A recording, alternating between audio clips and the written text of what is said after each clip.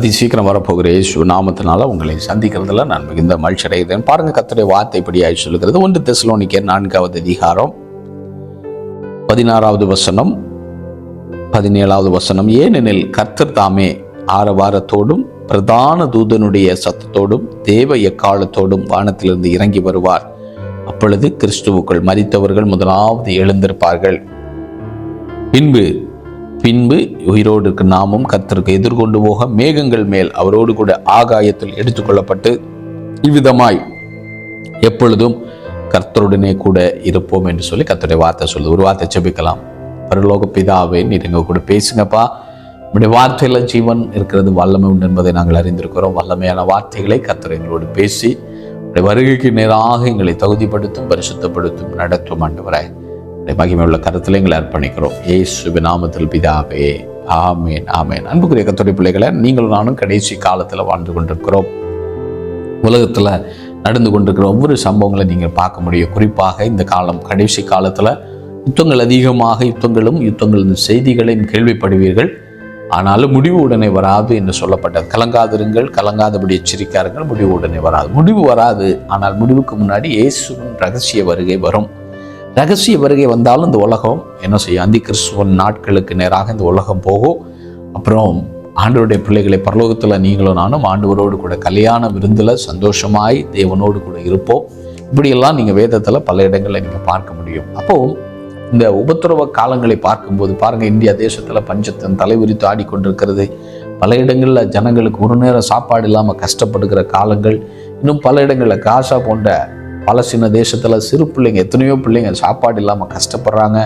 ஒருபுறம் யுத்தத்தின் கொடுமையினால் அநேகருக்கு வேலை இல்லாமல் வேலை பஞ்சம் இன்னைக்கு தலைவிரித்து ஆடிக்கொண்டிருக்கிறது. இது எல்லா பக்கம் நெருக்கமாக இருக்கிறது. அநேகர் என்ன செஞ்சுட்டு இருக்கிறாங்க? இன்னைக்கு வேலை இல்லாமல் தடுமாறி அவருடைய குடும்பத்தை நடத்த முடியாமல் தத்தொழித்து கொண்டிருக்கிற இந்த கடைசி காலத்தில் கர்த்தருடைய பிள்ளைகளை, இது இப்படி கடைசி காலங்கள் இப்படி அதிகமாக உண்டாகும் என்று சொல்லி அவனுடைய வார்த்தை சொல்லுது. பொருளாதாரத்தில் இந்த உலகமே மந்த நிலைமையில போய்கொண்டிருக்கிறது. ஒரே நாளில், கடந்த நாளில் ஒரு சகோதரி என்னிடத்துல இப்படியாகி பேசினார்கள். அவங்க ஒரு பெரிய மெசேஜ் எனக்கு அனுப்புனாங்க. என்ன மெசேஜ் அனுப்புனாங்க அப்படின்னா, பாருங்க பிரதர், எல்லாரும் துபாய் தேசத்தை குறித்து பயங்கரமாக பேசினாங்க. துபாய் தான் சொர்க்கம் மாதிரி, பயங்கர சமாதானம் உள்ள தேசம்.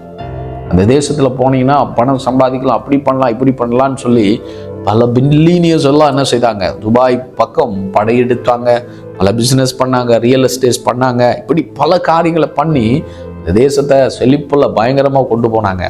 ஆனால் இப்பொழுது நடந்த யுத்தத்தில் அந்த தேசத்தில் பலவிதமான மிசைல் அட்டாக்னாலும், பலவிதமான இந்த ஈரானால் உண்டான பல ஆபத்துகள்னால இன்னைக்கு பல ரியல் எஸ்டேட் மக்கள் என்ன செய்கிறாங்க? எனக்கு துபாய் வேண்டான்னு சொல்லி பல முன்னணியில் இருக்கக்கூடிய பெரிய பெரிய கம்பெனிஸ் எல்லாம் அந்த தேசத்தை விட்டு போயிட்டுருக்கிறாங்க.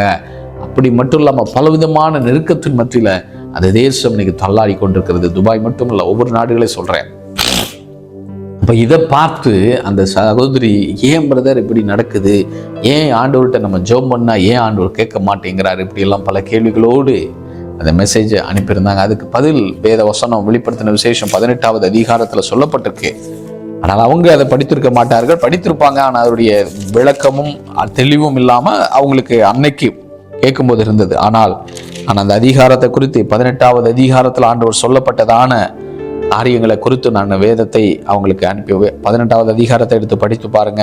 ஒரு பெரிய செல்வமாக, ஒரு பெரிய செல்வத்தை கொளிக்கக்கூடிய ஒரு தேசம்தான் ஒரே நாளில் என்ன செய்தது?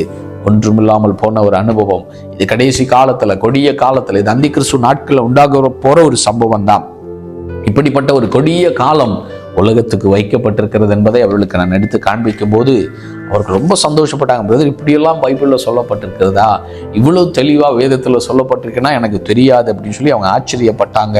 இன்னும் தேவனோடு கூட அது நெருங்குவதற்கு அது காரணமாய் மாறிவிடும் என்பதில் தப்பில்லை.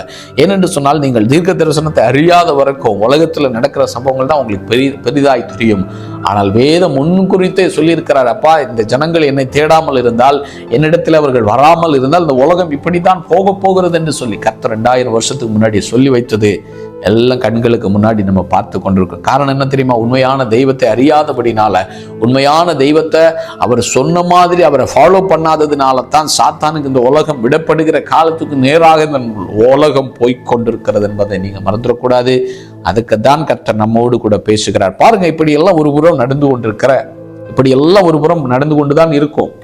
ஆனால் இன்னொரு புறம் ஒரு சம்பவம் நடக்கும். அந்த சம்பவங்களை நீங்கள் அறிய வேண்டும். உலகம் உபத்திரவத்தின் வழியில் போயிட்டு தான் இருக்கும். ஸ்ட்ரெஸ்னால உலகம் மாறிக்கொண்டு தான் இருக்கும் ஒரு புறம். இன்னொரு புறம் ஒரு காரியம் நடக்குமாம். என்ன நடக்குமாம்? ஆண்டவர் சொல்றாரு, ஏனெனில் கர்த்தர் தாமே ஆரவாரத்தோடும். ஆண்டவராக இயேசு கிறிஸ்து ஒரு புறம் உலகம் இப்படி போயிட்டு இருக்குது, இன்னொரு புறம் பரலோகம் உங்களுக்காக ஆரவாரமாக உங்களை அழைத்து செல்ல, என்னை அழைத்து செல்ல பரலோகம் காத்து கொண்டிருக்கிறது. பரலோகம் 2000 வருஷத்துக்கு முன்னாடி சொல்லப்பட்ட தீர்க்க தரிசனங்கள் இயேசு கிறிஸ்து முதல் வருகைக்கு முன்னாடியே 2ஆம் வருகையும் ரகசிய வருகையும் கர்த்தர் வெளிப்படுத்தி ஏனோக்குக்கு அப்படிப்பட்ட ஒரு வாய்ப்பை கொடுத்தாரு, எலியாவுக்கு கொடுத்தாரு. ஆண்டவராக இயேசு கிறிஸ்துவையும் மேகத்தில் எடுத்து சென்றார். அப்படிப்பட்ட பல திருஷ்டாந்தமாக பல சாட்சிகளை பல பரிசுத்தவான்களுடைய வாழ்க்கை முறையை கர்த்தர் எடுத்துக்கொள்ளப்படுவதற்கு, மேகத்தில் அவர்களை எடுத்து செல்வதற்கும் எடுத்து சென்ற அதே ஆண்டவராக இயேசு கிறிஸ்து உங்களுக்கும் எனக்கும் ஒரு என்ன செய்திருக்கிறார்? ஒரு அடையாளமாக அவர்கள் எல்லாம் முன்குறித்து வைத்திருக்கிறாருங்க. ஆண்டவராகிய தேவன் என்ன செய்ய போகிறாராம்? நீங்க இந்த உலகம் பயங்கரமான வேதனையில போய்கொண்டிருக்கிறது, ஆனால் பரலோகம் என்ன சொல்ல தெரியுமா? ஏனெனில் கர்த்தர் தாமே ஆரவாரத்தோடு. ஆரவாரம் என்று சொல்லும்போது எப்படி தெரியுமா? ஒரு பெரிய சந்தோஷம். பரலோகம் சந்தோஷத்தினால் நிரம்பி இருக்கிறது. ஏனென்று சொன்னால் பரலோகத்தை உருவாக்கின தேவன், பரம பிதாவாகிய தேவன், ஆண்டவராக இயேசு கிறிஸ்து, பரிசுத்த ஆவியானவர், 24 மூப்பர்கள், 4 ஜீவன்கள் என்று சொல்லி கோடானு கோடி தேவனுடைய தூதர்கள் வசிக்கிறதான அந்த பரலோகம் எப்பொழுதும் ஒரு ஆரவாரத்தோடும் ஒரு அதிசயமான காரியத்தை செய்கிற ஒரு மகிமையான பரலோகம், மகிமையான ஒரு சந்தோஷத்தோடு, ஒரு நித்திய சந்தோஷத்தோடு கூட பூமியில உங்களை மென்னை அழைத்து செல்லும்படிக்காக அவர்கள் இறங்கி வருகிற காலம்தான் அந்த ரகசிய வருகையின் காலம். அப்போ பரலோகம் ஒரு பெரிய ஆரவாரத்தோடு என்ன செய்ய போறாங்களா? ஆரவாரத்தோடும் பிரதான தூதனுடைய சத்தத்தோடும். பிரதான தூதனுடைய சத்தம். அப்போ தூதர்களே பல டைப் இருக்குது. பிரதான தூதன் இருக்கிறான், கொஞ்சம் கொஞ்சம் சின்ன சின்ன தூதர்கள் எல்லாம் இருக்கிறாங்க. ஆனால் இங்க என்ன சொல்லப்பட்டிருக்கு? பிரதான தூதனுடைய சத்தம். தூதன் பரலோகத்திலிருந்து இறங்கி வரும்போது ஒரு பெரிய கம்பீரம். இன்னைக்கு இந்த வீடியோ எடுக்க முன்னாடி நான் இங்கே கொஞ்சம் மழை கிளைமேட்டாக இருக்குது பஹ்ரைன் தேசத்தில். அப்போது இந்த வீடியோவுக்கு முன்னாடி ஒரு 1 ஹவருக்கு முன்னாடி பயங்கரமாக இடி வெட்டுனது. இடி வெட்டும்போது நாங்கள் பல நாட்களாக இந்த மிசைலோடைய சவுண்டே கேட்டு இன்டர்செப்ட் பண்ணும்போது பயங்கர வெடி சத்தம் கேட்கும். அப்போது இந்த வெடி சத்தத்தை இன்டர்செப்ட் பண்ணும்போது மிசைல், அதாவது ஏவுகணை வெடிக்கிறத காட்டிலும் பயங்கரமான சவுண்டு மேகத்திலிருந்து வந்தது. அப்போது எனக்கே கன்ஃபியூஷன் ஆச்சு, இது என்ன சவுண்டு? இது ஏவுகணை சவுண்டா, இயற்கையினால் உண்டான அந்த வெடி சத்தமானு சொல்லி கேட்கறது. ஏன்னா அதையே நாங்கள் கேட்டுக்கிட்டு இருக்கிறோம் 20 நாளாக இதே சத்தத்தை கேட்டுக்கிட்டு இருக்கனால எந்த சத்தம்னு தெரியல. அப்புறம் பார்க்குறோம் மழையினால் வெடி சத்தம், இடிக்கிற இடி, மின்னல் இடி வரும் இல்லையா, அந்த இடி சத்தம் கம்பீரமாக இருந்தது அந்த இடி. ஏன்னா ரொம்ப நாள் ஆச்சு இடி கேட்டு, இந்த சத்தமே கேட்டு கேட்டு அந்த சத்தத்தை மறந்துட்டோம். இந்த பயங்கரமான ஒரு இடி வெட்டுனதை பார்த்தேன், பயங்கர ஒரு சவுண்டோட கேட்டுது. இது சாதாரண ஒரு இடி தான், ஆனால் இங்க என்ன சொல்லப்பட்டிருக்கு? பிரதான தூதனுடைய சத்தம். அப்போ அவ்வளோ ஒரு பயங்கரமான ஒரு சத்தத்தோடு என்ன செய்ய போறாரா? பிரதான தூதனுடைய சத்தத்தோடும் பூமியில் அவங்க இறங்கி வரப்போகிறாங்க. முதலாவது ஆரவாரம், 2வது பிரதான தூதனுடைய சத்தத்தோடும் தேவ எக்காலத்தோடும் வானத்திலிருந்து இறங்கி வருவார். 3வது என்ன நடக்குமா? தேவனுடைய எக்காலம். தேவன் எக்காலத்தை ஊதி, தேவதூதர்களும் தேவனும் அந்த எக்காலத்தோடும் வானத்திலிருந்து இறங்கி வருவாங்க. வானம் என்று சொல்லும்போது பரலோகத்திலிருந்து இறங்கி மேகத்தில் அவர்கள் வருவார்கள் என்று சொல்லப்பட்டிருக்கு. அப்போ பாருங்க, ஒரு பெரிய எக்கால சத்தம் ஊத போகிறது. இன்னைக்கு கடந்த நாளில் நானும் ஒரு தம்பி காஸ்பல் ஊழியத்துக்கு கடந்து செல்லும்போது திடீர்னு அந்த தம்பி சொன்னாப்புல, நாங்கள் வைத்திருந்த மொபைலில் சைரன் வந்தது. சைரன்னு சொன்னால் ஒரு ஏவுகணை வருவதுக்கு முன்னாடி ஒரு நமக்கு அலர்ட் கொடுப்பாங்க. கவர்மெண்ட் எல்லா நாடுகளிலும் இருக்குது, நம்ம இந்தியாவிலலாம் இது நம்ம அதிகமாக பார்த்துருக்க மாட்டீங்க. அப்போது பயங்கரமாக ஒரு சவுண்டு வரும். ஒரு சைரன் சவுண்டு எப்படின்னா ஒரு அதிகம்னு அப்படி ஒரு பெரிய சவுண்டு வரும். அந்த சவுண்டு கேட்டாலே நமக்கு சில நேரத்தில் பயம் வரும். அப்போது அந்த ஒரு சத்தம் வந்ததுமே அடுத்து கவர்மெண்ட்ட இருந்து பல அந்த இது மொபைலில் வரும் ஃபர்ஸ்ட் சவுண்டு, 2வது அந்த கவர்மெண்ட், அந்த தேசம் எந்த தேசமோ அந்த தேசத்தில் அவங்க அங்கங்கே அலாரம் வச்சுருக்காங்க. பயங்கரமாக அடிக்கும் அந்த சவுண்டு.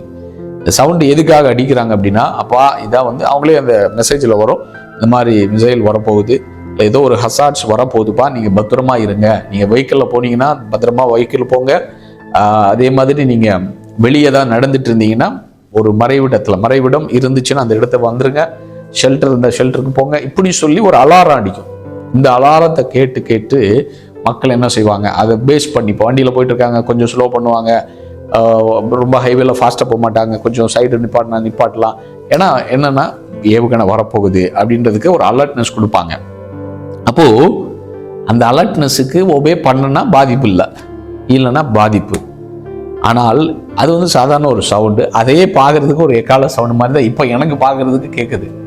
ஏன் அப்படின்னா அந்த எக்கால சத்தம் ஒரு பெரிய ஆபத்து வரப்போகிறதுக்கு முன்னாடி எக்கால சத்தம் ஊதுவாங்க. ஆனால் இங்கே என்ன உண்டாகுமா, தேவ எக்காலத்தோடு வானத்திலிருந்து இறங்கி வருவாங்க. அப்போ இங்கே ஒரு சத்தம் வருது. 2 சம்பவம் உண்டு. ஒரு சவுண்டு தான் வரப்போகிறது. ஆனால் கர்த்தருடைய பிள்ளைகளுக்கு அந்த எக்கால சவுண்டு ஒரு பெரிய மகிழ்ச்சியின் நாளாக இருக்கும். ஏனென்று சொன்னால் இத்தனை வருடங்கள் நீங்கள் ஆண்டவருடைய வருகைக்காய் காத்திருந்தீங்க அல்லவா, இத்தனை வருடங்களாக இயேசுடைய வருகையில் நான் போக வேண்டும் என்று சொல்லி காத்து ஒவ்வொரு நாளும் பரிசுத்தமாக வாழணும், இந்த தவறு செய்யக்கூடாது, இப்படி நான் செய்யக்கூடாது, கர்த்தருக்கு பிரியமில்லாத காரியத்தை நான் செய்யக்கூடாதுன்னு சொல்லி ஒவ்வொரு நாளும் நம்மளை காத்து கொண்டு கர்த்தருடைய கிருபையினால நின்று இயேசுவின் சுவிசேஷத்தை உலகமெங்கு பிரசங்கம் பண்ணும்படிக்காக பாரத்தை தந்து அந்த காரியங்கள் எல்லாம் செய்து கொண்டிருக்கிற உண்மையான இயேசுவை ஃபாலோ பண்ற கர்த்தருடைய பிள்ளைகளை, அது உங்களுக்கும் எனக்கும் அது ஒரு பெரிய மகிழ்ச்சியின் நாள். ஏனென்று சொன்னால் அந்த எக்காலம் உங்களுக்கு எனக்கு ஒரு பெரிய கம்பீரமான தெய்வனை பார்க்கிற ஒரு நாள். ஆண்டவராக இயேசு கிறிஸ்து உங்களுக்காக எனக்காய் கல்வாரி சிலுவையில் ரத்தம் சிந்தி மீட்டெடுத்த அந்த இயேசுவை முகமுகமாக பார்க்கிற ஒரு நாள் தான் அந்த எக்கால சத்தம் கேட்கப்படுகிற நாள் என்று சொல்லி வேதம் சொல்லுது. ஆனா உலகத்துக்கு அந்த நாள்ல இருந்து நீங்க என்னைக்கு அந்த எக்கால சத்தத்தை கேட்டு பரலோகத்துக்கு போறீங்களோ அந்த நாளில் இந்த எக்காலம் ஊதப்பட்ட பிறகு யாரெல்லாம் கைவிடப்பட்டு போகிறார்களோ அவர்களுக்கெல்லாம் ஆபத்தின் நாள் தான். அதன் பிறகு இந்த உலகத்துல உண்டாகிறது மகா பெரிய யுத்தம்.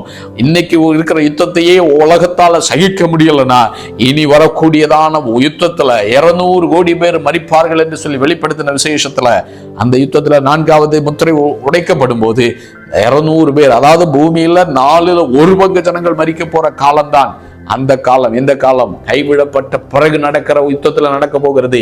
இன்னைக்கெல்லாம் ஒரு சாம்பிள் தான். இன்னைக்கு என்ன மரித்திருக்கிறாங்க? ஒருவேளை 5000 பேர் இந்த யுத்தத்துல மத்திய கிழக்கு நாடுல நடந்த யுத்தத்துல மரித்திருப்பாங்க. இஸ்ரவேலும் ஈரானிலும் அப்புறம் நம்ம சுத்தி இருக்கிற சில நாடுகள்ல. ஆனா இனி வரப்போகிற யுத்தம் 200 கோடி ஜனங்கள் மரிக்க போற யுத்தம் உண்டு. அந்த யுத்தத்துல எல்லாம் நீங்க போகாம என்ன செய்யணும்? இதெல்லாம் நான் பாத்திரக்கூடாது ஆண்டவரே. இதுக்கு முன்னாடியே நான் என்ன செய்யணும்? உங்க எக்கால சத்தத்தை நான் கேட்கணும். எனக்கு கேட்க வேண்டியது மிசைல் சத்தம் அல்ல, எனக்கு கேட்க வேண்டியது மிசைலுக்கு முன்னாடி வரக்கூடிய சைரனும் சத்தமும் அல்ல. உங்களுக்கு எனக்கு கேட்க வேண்டிய சத்தம் ஒன்று, அதுதான் தேவனுடைய எக்கால சத்தம் என்று சொல்லி வேதம் சொல்லுகிறதுங்க. அந்த எக்காலம் சத்தம் கேட்கப்படும் போது என்ன நடக்குமா? அப்பொழுது கிறிஸ்துவுக்குள் மரித்தவர்கள் முதலாவது எழுந்திருப்பாங்க. யாரெல்லாம் கிறிஸ்துவோடு கூட ஆல்ரெடி மரித்திருக்கிறார்களோ அவர்கள் எழுந்திருப்பாங்க. பின்பு உயிரோடு இருக்கிற நாமும் கர்த்தருக்கு எதிர்கொண்டு போக, அதாவது உயிரோடு இருக்கிற நீங்களும் நானும் அவருடைய வருகையில அந்த எக்கால சத்தம் கேட்டது என்ன செய்வோமா? கர்த்தருக்கு எதிர்கொண்டு போக அவர் மேகத்துல தான் வருவாரு. அப்ப நீங்க அப்படியே ஆவியில மறுரூபமாக்கப்பட்டு உங்க சரீரம் ஆவியாக மறுரூபமாக்கப்பட்டு அவரோடு கூட என்ன செய்யணும்? அவருடைய சாயலுக்கு ஒப்பாக மாறி மறுரூபமாக்கப்பட்டு எதிர்கொண்டு போக மேகங்கள் மேல, மேகத்துல என்ன செய்வீங்க? மேகத்துல நாம் என்ன செய்வோம்? அவர்களோடு கூட ஆகாயத்தில் எடுத்துக்கொள்ளப்பட்டு பரலோகத்துல போறதுக்கு முன்னாடி அந்த ஆகாயத்துல இன்னைக்கு பார்க்குற அந்த வானத்துல நீங்களும் நானும் என்ன செய்வோமா? எடுத்துக்கொள்ளப்பட்டு இவ்விதமாய் எப்பொழுதும் கர்த்தருடனே கூட இருப்போம் என்று சொல்லி ஆண்டோட வார்த்தை சொல்லுது. இப்போ மேகத்துல மறுரூபமாகப்பட்டு நீங்க 1 கொரிந்தியர் 15வது அதிகாரம் 50வது வசனத்தில் படித்து பார்த்தால் ஒரு நிமிடத்துல நம்ம மறுரூபமாகும். கண் இமைக்கிற நேரத்துல நீங்களும் நானும் மறுரூபமாகி மேகத்துல எடுத்துக்கொள்ளப்பட்டு நித்தியமாய் அவரோடு கூட வாழ்வதற்கான ஒரு ஆரம்பம் தான் அந்த ரகசிய வருகை என்று வேதம் சொல்லுகிறது. இன்னைக்கு அநேக ரகசிய வருகை இல்லைன்னு பேசிட்டு இருக்கிறாங்க. சபை எடுத்துக்கொள்ளப்படாதுன்னு பேசுறாங்க. பலர் பல விதத்துல பேசுறாங்க. உபத்திரவத்துக்குள்ள போய் தான் சபை எடுத்துக்கொள்ளப்படும் அப்படிலாம் பலர் பல விதமாக அவங்களுக்கு மனசுல தோன்றுகிற பிரகாரமாய் பேசி கொண்டிருக்கிறாங்க. நீங்க எதையுமே கண்ணில் வைக்காதீங்க, எதையுமே கேட்டு என்ன செய்யாதீங்க. நீங்க கன்ஃபியூஷன் ஆக வேண்டாம். ஆண்டோட வார்த்தை சொல்லுது, ஆண்டவர் சீக்கிரமாய் வரப்போகிறார். உபத்திரவத்துக்கு முன்னாடி எப்படி நோவாவை குடும்பத்தையும் அந்த வெள்ளம் என்கிற உபத்திரவத்துக்கு முன்னாடி, வெள்ளம் வருவதற்கு முன்னாடி ஆண்டவர் அவருடைய பேழையில எடுத்து மேலே ஏறும்போது தான் அந்த பூமியில மழை பெய்ய ஆரம்பித்தது. மழை பெய்ய பெய்ய பூமி அழிந்து போனது, ஜனங்களும் அழிந்து போனாங்க. அதுதான் அந்தி கிறிஸ்துவின் ஆட்சிக்கு அடையாளமாக. ஆனால் அதற்கு முன்னாடி பேழைக்குள்ள வைத்து கிறிஸ்துவோடு கூட நீங்க மேல போக போக இந்த பூமி தண்ணினால் அழிந்தது போல இந்த பூமி ஒன்றுமில்லாமல், இந்த பூமி ஒரு பெரிய கொடிய உத்தத்திற்கும் கொடிய உபத்திரவத்துக்கு நேராய் மாறி அந்தி கிறிஸ்துவின் ஆட்சியில இந்த உலகம் பல மடங்கு சீர்கெட்டு ஒன்றுமில்லாமல் அழிந்து போகும். ஆனால் ஒரு சின்ன மீதி இருக்கும். அதன் பிறகு நடக்கிற சம்பவங்கள் இன்னும் மீதி இருக்கிறது. அது வருகிற காலங்களில் பார்ப்போம். அதனால உங்களுடைய எதிர்பார்ப்பு என்னவா இருக்கணும்? இயேசு கிறிஸ்து சீக்கிரமாய் வரப்போகிறார். அவருடைய வருகையில நான் ஆயத்தப்பட வேண்டும். அந்த ஆயத்தப்பட்டு மேகத்தில் எடுத்துக்கொள்ளப்பட வேண்டும் என்கிற ஏக்கம் பெருகட்டும். இயேசு சீக்கிரமாய் வருகிறார்.